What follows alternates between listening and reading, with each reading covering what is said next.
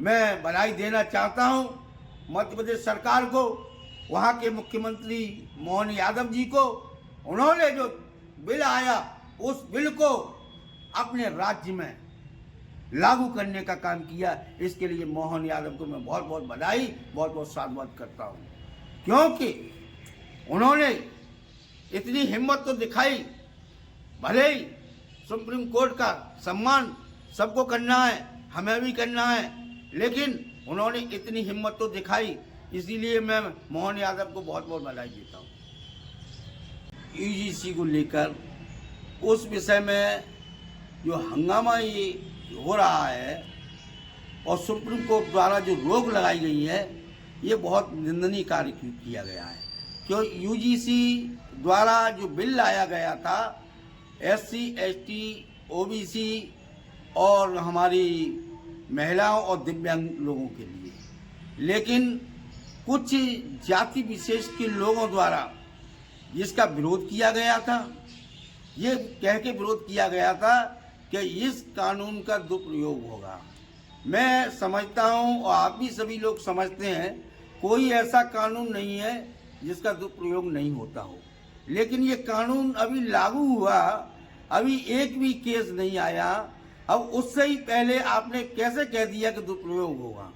इसको देखते हुए सुप्रीम कोर्ट ने यूजीसी द्वारा जो बनाए गए बिल पर जो रोक लगाई, बड़ा निंदनीय कार्य किया है। हमारी इस देश के मूल निवासियों से, सभी लोगों से हमारी यही मांग है कि आज अनुसूचित जाति, जनजाति और पिछड़ा वर्ग समाज के लोगों के लिए जो कानून बनाया गया वो कानून बेहतर था, लेकिन इस कानून पर रोक लगाने के बावजूद ओबीसी, हमारे पिछड़ा वर्ग समाज के लोगों में बड़ा आक्रोश है और हमारे पिछड़े समाज के हक अधिकारों को ये सरकार कोर्ट के माध्यम से ये हमारे हक अधिकार छीनने का काम कर रही है। मैं आपको बताना चाहता हूँ, यूजीसी द्वारा यही बिल 2012 में लाया गया था।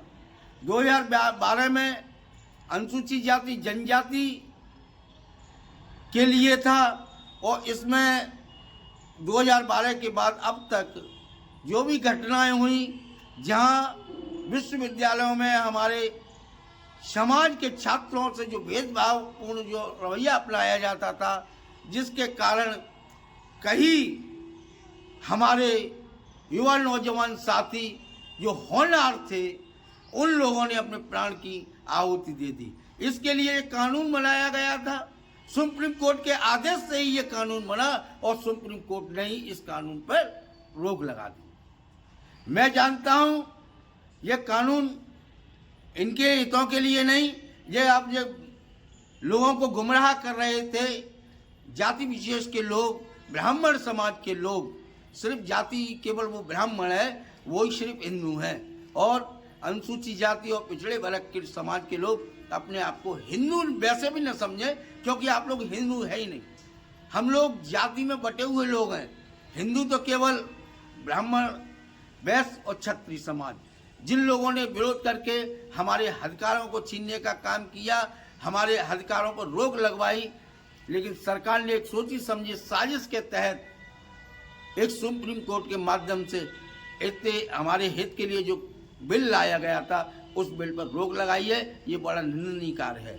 इसके लिए हम अपने पिछड़े समाज के लोगों से अपील ही नहीं, प्रार्थना करते हैं कि अब तो आप जाग जाइए, क्योंकि जब तक आप सोते रहेंगे आपके हक अधिकारों को ये सरकार किसी न किसी माध्यम से आपके अधिकार को छीनने का काम करेगी।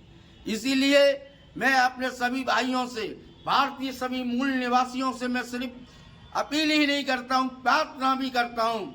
मैं किसी भी धार्मिक स्तर पर, किसी भी धार्मिक क्षेत्र में मैं किसी भी धर्म की आलोचना नहीं करता हूँ, लेकिन मैं एक अनुरोध अपने साथियों से करना चाहता हूँ। सभी मैं अपने साथियों से मेरा अनुरोध है, आपकी आस्था है राम के मंदिर में, आप राम के मंदिर में जाइए। आपकी आस्था है कृष्ण के मंदिर में, आप कृष्ण के मंदिर में जाइए। हम मना नहीं करते, क्योंकि ये आस्था का खेल है। मैं अपनी आस्था लेकर जाता हूँ मंदिर में। केवल मेरा सिर्फ इतना ही अनुरोध है, आप मंदिर में जाइए आस्था लेकर और आस्था के वहां फूल चढ़ाइए, लेकिन वहां पर आप पैसा और दान दक्षिणा न दें, क्योंकि इस दान दक्षिणा से ही ये लोग हमसे मुकाबला कर रहे हैं, जबकि वो लोग मात्र 3-3.5% की तादाद में होने के बावजूद भी ये हमारे हक अधिकारों पर डाका डलवाने का काम कर रहे हैं। इसलिए मेरी अपनी सभी भारतीय मूल निवासियों से मेरी अपील है कि सभी लोग अपने आस्था के अनुसार किसी भी धर्म में रहें, अपने धर्म में रहिए, लेकिन वहाँ किसी मंदिर पे कहीं जाकर आस्था के सिर्फ फूल चढ़ा ले, कभी पैसे दान करने की आवश्यकता नहीं है। यदि आपको दान करना है तो मंदिर के बाहर बैठे गरीब हमारे बेसहारा लोग हैं,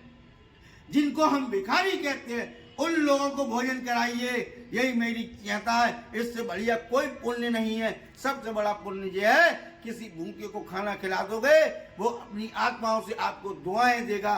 इसीलिए मैं अपने सभी देश के भारतीय मूल निवासियों से मेरी प्रार्थना है कि आप लोग इस ब्राह्मणवाद को तोड़ना है, इस मनु स्मृति के आधार पर ये देश चलाना चाहते हैं। मैं कहता हूं कि आपकी बार मनु स्मृति से देश नहीं चलेगा। ये देश हमारा संविधान से चलता है और संविधान से ही देश चलेगा।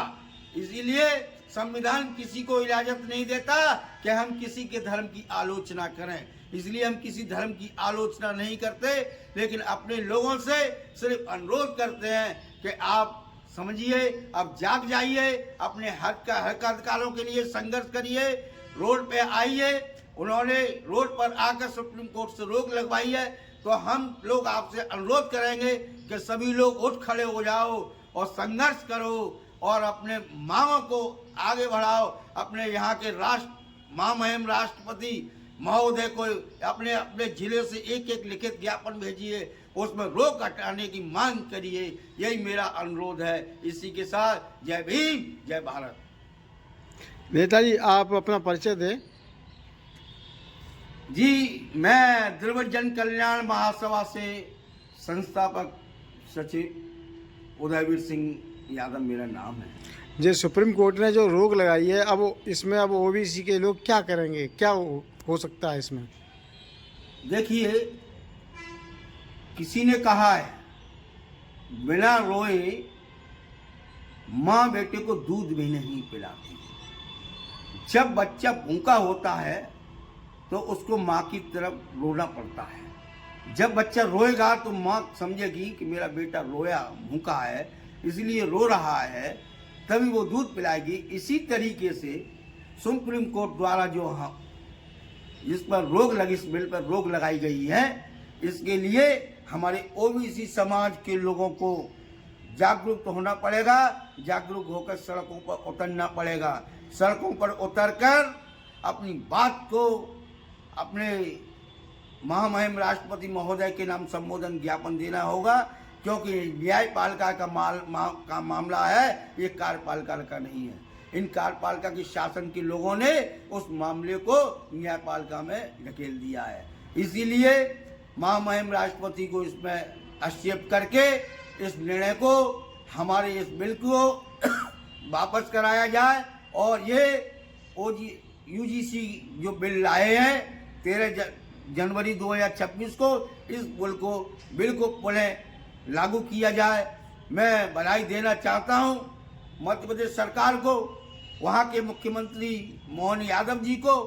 उन्होंने जो बिल आया उस बिल को अपने राज्य में लागू करने का काम किया। इसके लिए मोहन यादव को मैं बहुत बहुत बधाई, बहुत बहुत साधुवाद करता हूं, क्योंकि उन्होंने इतनी हिम्मत तो दिखाई। भले ही सुप्रीम कोर्ट का सम्मान सबको करना है, हमें भी करना है, लेकिन उन्होंने इतनी हिम्मत तो दिखाई। इसीलिए मैं मोहन यादव को बहुत बहुत बधाई देता हूँ।